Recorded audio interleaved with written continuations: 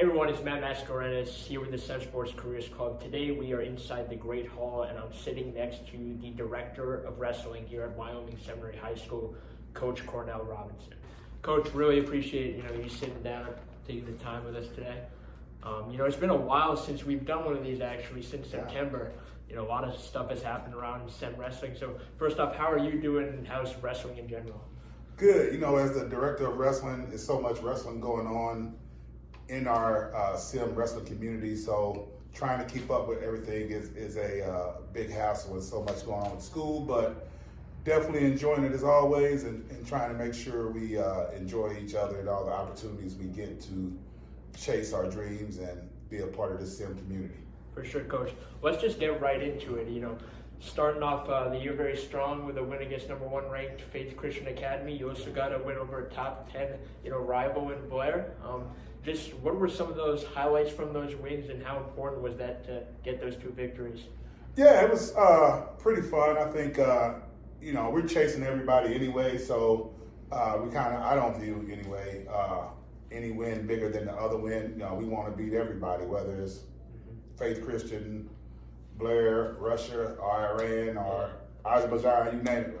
We want to beat them all. So it's all the same. No faces, just bodies and names. So they're all the same to me and our team. And just how can we self-improve or improve our staff or improve our kids or how we approach things is kind of the daily struggle. Improve our communication with each other. So. Coach, you've got a lot of new additions this year, but talking about some of the losses, guys like Luke Lilladal, top 5 wrestler right now at the collegiate level, guys like Joe Seeley, who's also at Penn State, Dom Federici, Davis Mortica, who are both in the program here for many years. How have you dealt with the loss of those students?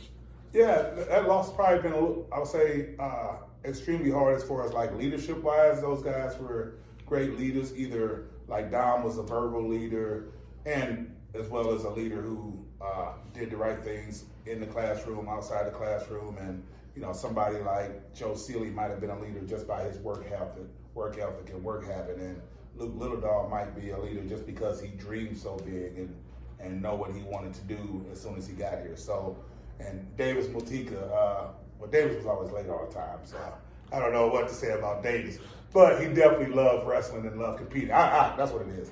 Davis was a competitor. He loved to compete, which, if there's a tournament going on, he wanted to be there. So that's what I really, when I think of Davis Multica, that's what I think about him. He wanted to compete.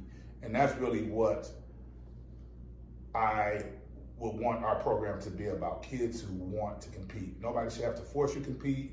Nobody should have to punish you to compete. You have to want to compete because you're a competitor, and that's what we want to build our program on. Yes, sir. We talked about, some of the, older faces of the program, but talking about some of the new guys around freshmen, like Wyatt Spencer, who placed this year at Powerade, and people like former national prep, places like Jack and Brian Chamberlain. Can you just talk about their impact?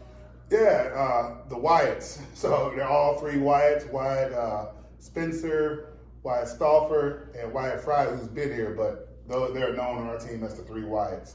But the 2 younger ones, Wyatt Spencer and Wyatt Stauffer, have been a great addition for the program. They're basically local kids here in PA and wrestled all year round with our coaching staff, Coach Will Weber, Coach Pat Heck, and those guys, and grew up through that system. So, those coaches have kids ready to wrestle. They came in ready to compete and be a part of the great tradition we have here. And they've been a big impact for what we have going on and continually making our future look good as long as they keep their work habits and their love for the sport the same.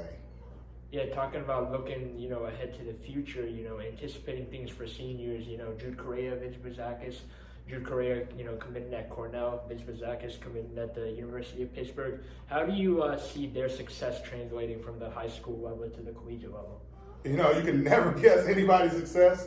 One thing I say, I think a lot of kids who win in high school usually go on to win in college, but I think they have the right tools to all be successful in a college room and definitely the college competition level. I think, I said it before, Jude has always been a special talent here, probably one of the best folk style wrestlers I've ever got to coach to be a part of, and he's going on his 4th national prep title, which only a few people have done here.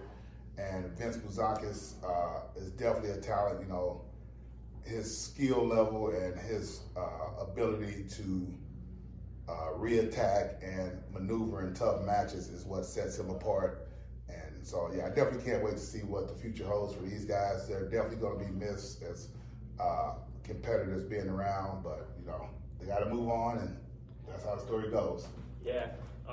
Talking about senior Matt Chewy Patel picking up his 100th career win over the weekend against St. Francis, can you talk about what that accomplishment means to not only him but the program? Yeah, 100 wins is always kind of the thing to break nowadays. I think Matt Patello did 1 year at another school before here, but still he's been here 3 years, and to pick up 100 wins in 3 years here is hard to do.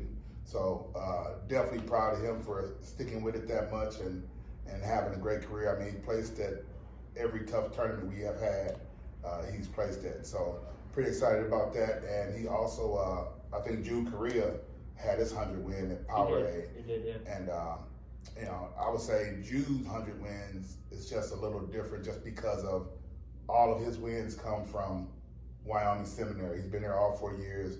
As you know, our schedule is the best of the best week in and week out. So, and for him to do it at such a young age, not to overshadow Patello, but both of those guys very proud of, and glad they reached that cornerstone of 100 wins.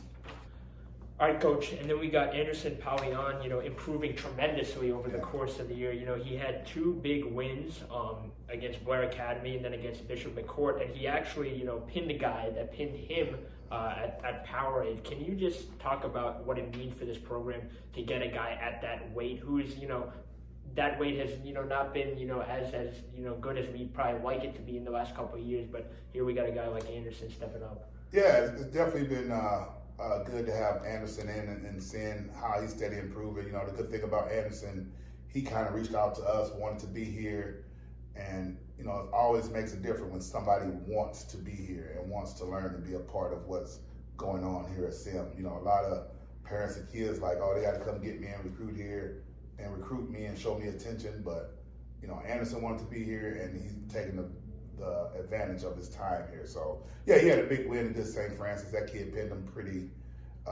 early last time they wrestled, and this time he was ready to compete in all phases of the sport and kept wrestling through every position. And Coach, as we head towards the end of the season, how are you guys, looking to get better as we head towards Prep States and Prep Nationals? Yeah, we kind of have a long break here, so we'll have a long training cycle. The main thing is, one, try to stay healthy as best we can, which is hard to do in this sport, in a combat sport like we are in. The second thing is, maybe get everybody back into the lineup so we can have a good shot and opportunity of being at our best when we go to Prep States and Prep Nationals. Prep State is, to me, Prep National is hard to win too, but Prep State is kind of a different tournament. It's very small, but it's very competitive because of Melvin Prep, and even though it's a tournament like, we probably should hopefully win, it's always a battle. And even last year, I think we had everybody in the finals, and it was like a fight even to like the final matches before the tournament was locked up. So, but after that, we'll head into Prep Nationals and hopefully enjoy our time there and compete as well as we need to compete. All right, Coach. How about we shift gears towards the girls' side of things? Yeah. Another tremendous season for them. earning big wins over the weekend. Duels at home, Carpenter Athletic Center against the Virginia All-Star team. First season for Coach Brett Fries, the official, head girls coach, and you got Nina Pham in the middle of her first season as the head assistant as well. Can you talk about the tremendous job they've done so far?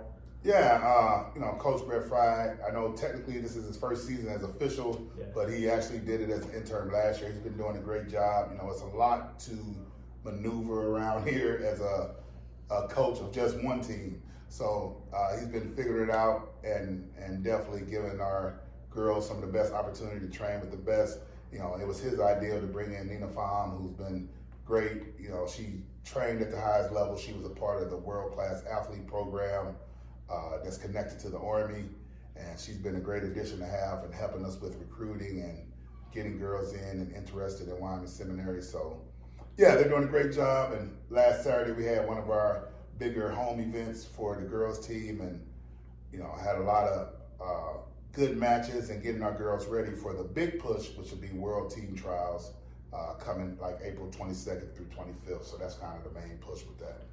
Yeah, Coach, like we said, big showings with the duos over the weekend. Not a lot of home duos for the girls team here at Sem, but they seem to make the most of them always. Recently, me and Jay Stecker caught up with Amelia Murphy to discuss that. Yeah. What do you think the message is to the team, going into these, not a lot of times to show out in front of the Sem fans? Is there anything particular you're telling them to do? No, I think mainly just really concentrate on executing and having fun in front of their home crowd. Like I said, we don't get that many opportunities. It's hard to put these events together. I mean, the girls are the #1 program in the country. Not a lot of people want to come and wrestle our girls. And if you don't know, our girls mainly do freestyle wrestling.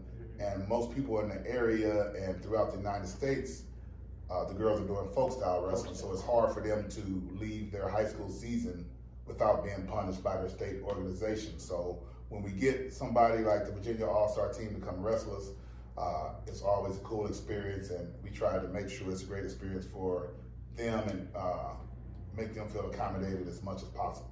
Yeah. Coach, now talking about the collegiate level for girls wrestling, you got a lot of albums on the #1 ranked women's team, University of Iowa.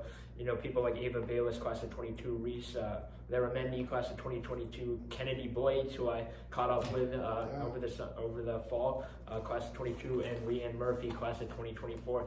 Is there anything in particular that you've been impressed by their time so far?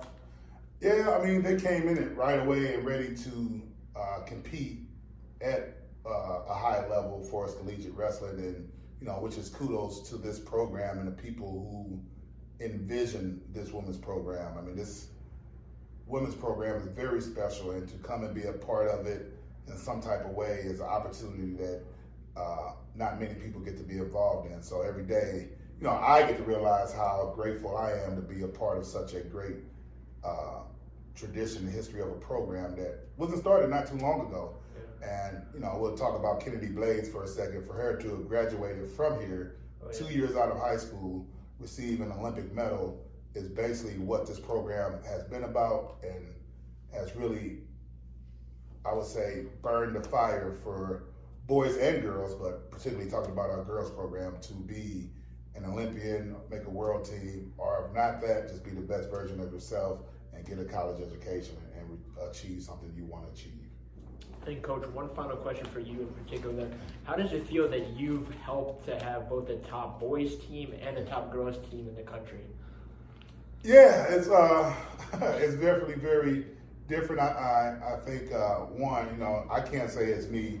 I have a great staff in Joe Ravelli, Will Weber, Pat Heck, Brett Fye, Cody Keeman, Nina Pham. Like, they do all the work. I know I'm considered more of the face sometimes, but none of this stuff will be done without them and all the hard work they put in and all the hard work that was done to build it up. I'm just here to kind of serve and make sure I can meet everybody's needs and try to make sure the program is ran in the right direction. But definitely thanks for them to assist and work as hard as they do to help our kids chase their dreams.